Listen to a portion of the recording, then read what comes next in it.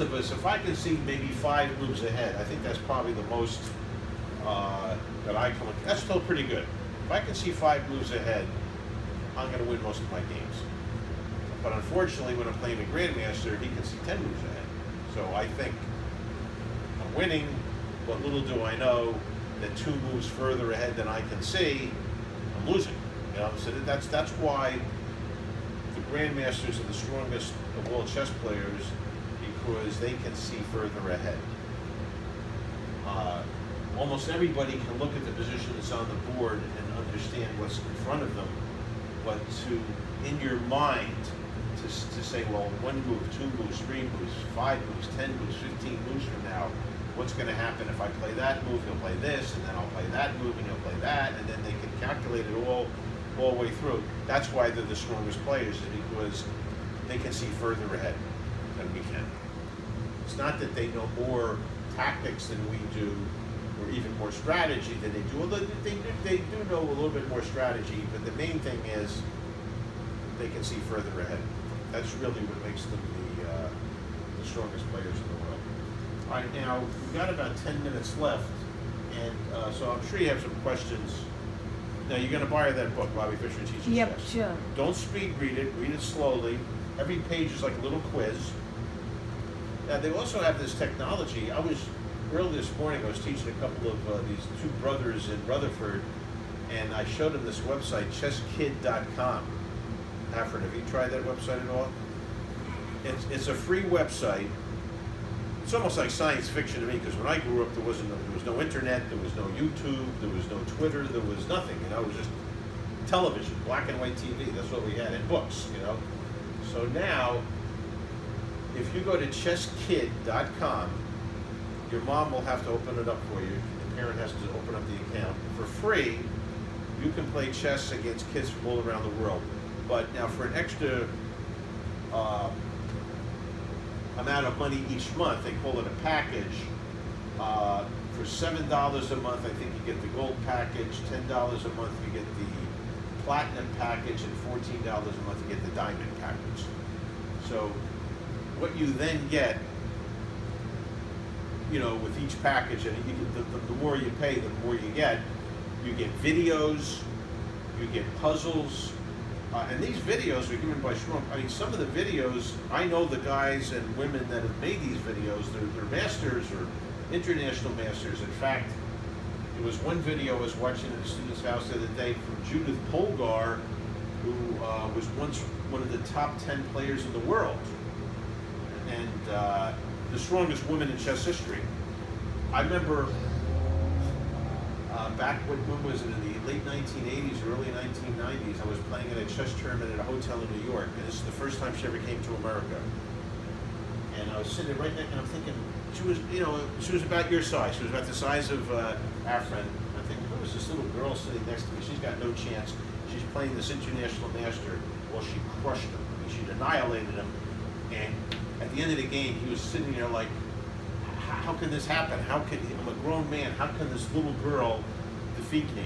Well, little did we know that she would then beat Anatoly Karpov and Garry Kasparov and become one of the top 10 players in the world and the strongest woman in history. She's giving a video at chesskid.com. So in other words, the point I'm making is, just because it's a kid's website, don't go thinking that the quality of the videos is kiddie level. These are, very strong players, grandmasters, international masters, that are giving the lessons, but you have to pay the package. Otherwise, you'll just see the first minute, and then it'll stop after 1 minute and say, kids, you better ask your mom or dad to sign you up for one of the packages if you want to watch the rest of the video. But it's well worth the money. Do you think, like, from the scratch can we start, or let her finish the Bobby Fischer book, then she can go and... It might be, she could, we'll have to take the... Let me explain something to you, Samantha, which I'm astonished. Kids don't read books nowadays. Almost every time parents buy books, the next time I walk in the door, they say, Coach, we bought our son or daughter the book, but now can you get them to read the book? And I'm like, wait a minute, you're here all week and I'm here for 1 hour and I have to get your kid to read. They said, our kids won't read books. They won't. And then they pretend they lose the books. Just the other day I was at this girl's house and she said, "Oh, Mom, I lost the Bobby Fischer book. I can't find it." And I said, "What are you talking about? You can't find it? It's right over there." The girl was trying to pretend that she couldn't find the book because she didn't want to read it. So the advantage of the website is I have found out that kids don't have a problem when it's on the internet. In fact, there's this one kid down in Hillsborough, they bought him the books and he wouldn't read them. Week after week, "Coach, how can you get him to read the books?" So this one time I show up and they're all smiling. So what happened? We got our son to read the books. How did you do that? We downloaded them onto a Kindle. So in other words, the exact same book in print, he would not read. But then when they put it on an electronic reader, he read it. I can't figure kids out. But apparently, books are now considered last century. And books are now, the kids don't want to read books. So that's the only reason I'm messing with this chesskid.com website is I have a feeling. Now, for example, I asked Afrin how far she got in the Bobby Fischer book, and she didn't seem to know. Now, honestly, Afrin, have you been reading it every day? Okay, good. I'm glad to hear that because many of my students haven't been reading it. You may have better results if they go to an internet website. It's basically the same thing.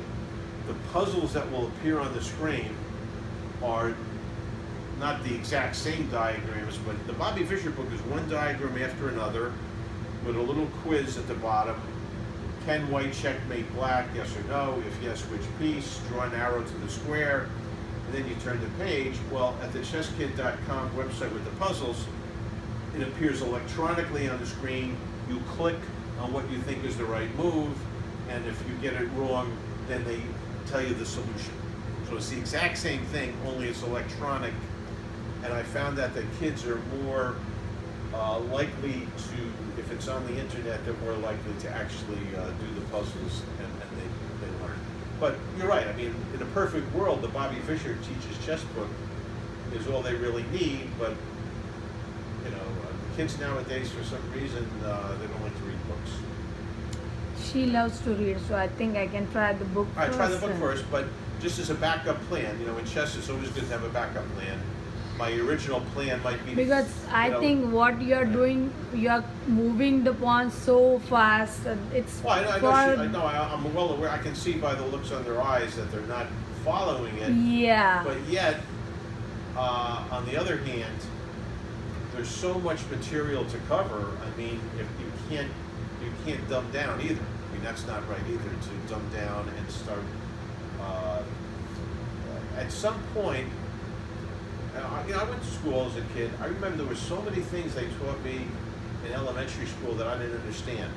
But then years later, I was saying, wait a minute, now I understand what the teacher was talking about back in the 4th grade. Oh, that's what, so even if they don't understand it now, they probably won't. It's a good idea to show it to them, and then it's like planting the seeds. It's like the farmer, he plants the seeds in the springtime, and then in the autumn, the harvest, You have to, and something else I'd tell you about kids, somewhere around age 12, when they grow 2 feet taller, their brain size doubles. It's a scientific fact. I have seen so many kids, not just my students, but other coaches' students, that you say to yourself, boy, this kid's never going to be a good chess player. And then suddenly they grow 2 or 3 feet, and now they're masters. There's this one kid. Last night I was playing at the Marshall Chess Club, and there's this 11-year-old kid who defeated a master, and 2 years ago I wouldn't have bet a nickel that he could ever even be a good chess player. But already he's starting, that process is beginning. Bobby Fischer described it in the following way. He says, at age 11, I just got good. In other words, that was his blunt way of saying it. So even though right now, because he started studying at age 6, Bobby Fischer's sister bought him a chessboard and a chess set at age 6, and he was a very weak player. He would lose and start crying, but he kept studying it, and then suddenly, as he said, at age 11, he just got good. That's when he started growing. It's very important to get them to see this, even if they don't understand it now, and they probably, well, if they do understand it now, then maybe they're like Paul Morphy, who at age 6 was beating his father at chess. Every now and then you get a genius. Paul Morphy at age 6, even though nobody ever taught him how to play, he watched his uncle and father playing a game of chess one Sunday afternoon, and after the game was over, he said, Dad, you could have checkmated Uncle with a rook sacrifice, and yeah, right, set up the pieces, Paul, and show us, and he showed it to them, and they realized he was a genius, So I don't expect, and Judith Polgar was a genius, because she was hardly any older than you guys when she was beating an international master. But I understand what you're saying, Sumeda, but still, it's important that they have these ideas floating around in their heads, and then at a later point, they can hopefully utilize. Yeah. Hopefully, it'll all start coming together for you. Maybe not, but you can't. Chess is not easy. Let me tell you something. I have my 2 college degrees. I got my bachelor's degree, and then I went and got my master's degree. And those were difficult. But becoming a chess master was like 5 times more difficult. This is the most difficult thing you'll ever do, because when you take your final exams in college, there's nobody sitting across from you trying to make you get all the answers wrong. That's really what chess is like. When you're playing a chess game, it's like, I know all the right answers, and I'm going to make all the right moves, and your opponent says, no, I'm not going to let you do that. You're going to have to beat me first. So that's why chess is, in my opinion, the most difficult of all human activities. Some people might say something else, but to me, it's the most difficult. Certainly one of the most difficult, because you have to defeat the opponent who's trying to stop you from carrying out your plan. And all the moves are in the open. You can play cards, you can bluff and pretend that you have a winning hand. But in chess, everything's right there. It's right out there on the board. Just last night, I drew against the Marshall Chess Club. I'm rated 2,200. I drew against 2,300. And it was brutal. I mean, it was one of the toughest games I've ever played. He's a stronger player than I am, but I held him to a draw. But you have no idea the intensity level required to play chess. So don't go thinking this is a video game. This is if you think it's difficult now, you ain't seen nothing yet. Wait till you progress. But it is. The good news is that Bobby Fischer was not like Paul Morphy. He was not a prodigy at age 6, but he studied. When you get the Bobby Fischer book, on the back of the book it tells you that he was the greatest student of chess. He studied. In fact, he studied too much and went crazy. That's basically what happened to him, is he eventually went crazy later in life. But he studied, which is good news for us, because I'm not a prodigy either. I'm not a genius.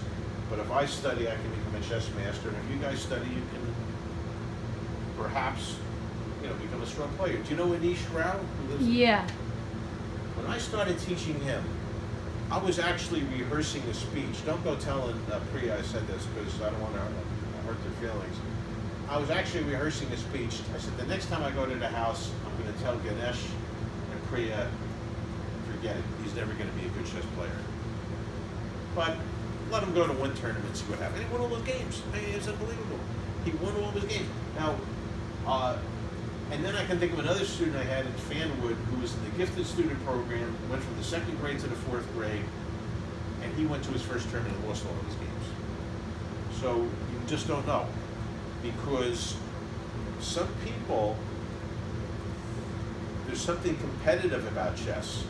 I worked at a law firm for over 25 years, and we had some attorneys that were complete dummies. I honestly think some of them bought their diploma. They never even graduated law school. But you would send them into court, and they would win. There was something about that competitive environment. It's that attorney against me, and there's the judge, and all I have to do is win this argument, and they would win. And they were complete dummies. I mean, some of them I think actually never even graduated law school, but they were tough. They were tough in a competitive environment. So that's what we're going to find out, is whether you guys are warriors or not. Yeah, and can they start like the mobile app, like with the games where they will get to play with the opponent, so that? Well, chesskid.com, you can play chess against other kids from around the world all day for free. I would Oh. no, this is the, no, that